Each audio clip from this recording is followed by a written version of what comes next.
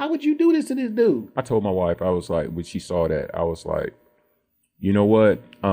That's something I've never done. Anybody that knows me knows Bruce Bowers. It's like, you know, Chris, if we were single or whatever like that, and you was dating this girl, and you guys broke it off, and even if she asked you, hey, I want to go out with your boy Bruce, is it cool? And you said, you know what? I ain't tripping off you like that. You can go out with him.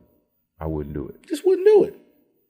Why even test those waters? That's the thing. Like, why even test it? Even if I gave you the approval, I wouldn't do it. Why test that?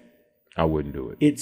They outnumber us 11-1 once again. I knew he was gonna go back to that. Oh man. Why would you go for the one woman that could hurt my feelings? And it's 1,000 women out there. But it goes back to, they say, you know, a man is gonna cheat, whether in a professional environment or whatever, is gonna be proximity. So these are the women that's closest to you. Yeah, you can go out and go to the club and find some other women, but that girl that's always on you, right next to you in class, is probably the one you're gonna smack. Yeah, later. It's a sure thing. It's a sure thing. Yeah. Most businessmen, it'd be the secretary. It's the woman that's closest to you. She ain't even got to be attractive. She's the closest to you. True. That's man. So I think that's kind of what happened with the Cochise thing. Was like the girl that he saw all the time was Sandra. Yeah. You know what I'm saying? Especially when she was around with Preach, but even after Preach, he probably still saw her a lot because of school. Like he saw her a lot. And here's something else I didn't consider. He never broke up with Johnny May. As far as I know, Johnny May was his girl throughout the whole movie. You're right. You're right. That's what I'm saying. There's a lot of stones that didn't get turned over to reveal things. We kind of, they left us to kind of imagine what actually happened. Like I could literally write right now the details of the script to finish this out, make it all make sense. Makes sense. But maybe in a low budget 60s black movie, they they only give you so much time. You only got so much money. You know this in film, that your original script is not the script that's going to get correct. Shot. You already know that. Yeah. You're going to lose probably about 30 minutes of that script. So and it could be 30 important minutes too. Well, yeah, and you just kind of have to pick and choose. Not only that, but you're also at the mercy of the producers, and the producers might be like, you know what? No, we don't want that in there. But we ain't got time for that. I need to put that in there. You need to find another way. Yeah. You know, they would definitely be on something. We ain't got time for that. We ain't got time. We ain't got the budget. We on the deadline. We on the deadline with the major studio and the theaters. Right. With the distributor, we ain't got time. Yeah. So, but that's what I think with just about every movie that's made, you know. I remember, off subject a little bit, I remember RZA when he did Men with the Iron Fist. That movie was supposed to be twice as long as it is to really explain everything about, you know, the characters and the scenes and stuff like that.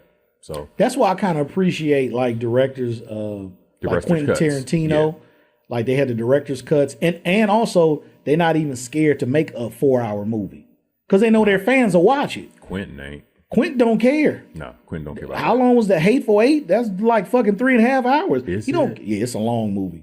We got to do that. Or Once Upon a Time in Hollywood. That's like 3-hour movie. Like these are long movies. We got to do that with goddamn Chris. A real director. Most directors don't care about time, especially if you establish like Quentin. We don't care how long these damn movies. We're trying to tell the story. Fuck how long it's supposed to be to tell the story properly. Yeah. It has to be this amount of time. Yeah. And as directors, as film directors, we all crave for having that much leeway to do that type of stuff. Now, as an independent filmmaker, I don't have that leeway, but major filmmakers, they have that leeway. Some choose to use it like Quentin. Some don't. They try to stay in that 1.5 to 2 hour segment. But I feel like in this movie, because of the time frame they had to shoot it and also the budget, which wasn't a lot for back then. They probably didn't have time to explain a lot of stuff, but some of that stuff needed explaining, man. I can't say it enough. The whole Cochise sleeping with Sandra needed to be explained. It needed a little bit more backstory. I agree. Those two characters never came off as two people who would ever sleep with each other. Not only that, but Cochise sleeping with, after even with that experience, you saw that experience that he had with Damon. He's not that dude. He's not that dude. If he finds out that, yo, you fooling with one of my boys or whatever like that, you off limits. That's a great point. He showed that with the Damon fighting incident. And Damon he ain't is nowhere like near that. as close to Damon as he is with Preach. Right. He ain't disrespectful like that. So for him to be this blatantly disrespectful is kind of weird of his character. It was weird. It was weird. I'm just going to keep it real. I love the movie, love Cochise's character, but this one part of the movie was like, that's not really him. No. He would not have done that. No. Maybe the other fellas, maybe Rob. Yeah. Maybe Stone. Oh, of course. You see what I'm saying? Yeah. They would smash Chandra. Oh, yeah. Maybe Willie. Willie would too. But not Cochise. Tyrone. Yeah, probably. Pooter definitely would not. No. He looked up to Preach. He would not have done that. He looked up to Preach and Cochise. So, no. So now we get to the kids are back at Martha's. Yep. The soul food spot where everybody seems to hang out and dance. Once again, they're dancing their asses off in this soul food spot. They're doing that slow. I mean, they're dancing their asses off. Yeah, Martha Reeves and Vandellas dancing in the streets. Martha should be charging a grip to have them come in here and dance and eat. I hope she is. Why she ain't? Well, I guess she couldn't serve drinks. They only teenagers. Yeah, nah. But nah. She's serving all soul food dinners, and they're dancing, and they're gambling. First of all, Martha's probably would get shut down in 2024. Like, that's number one. You got teenagers gambling, frolicking around. That's what they would call it. Yeah, frolicking. Good choice of words. In your establishment, right? With no parental supervision, but you in a meat cleaver, which you use for all your dishes. Yeah, dishes, right.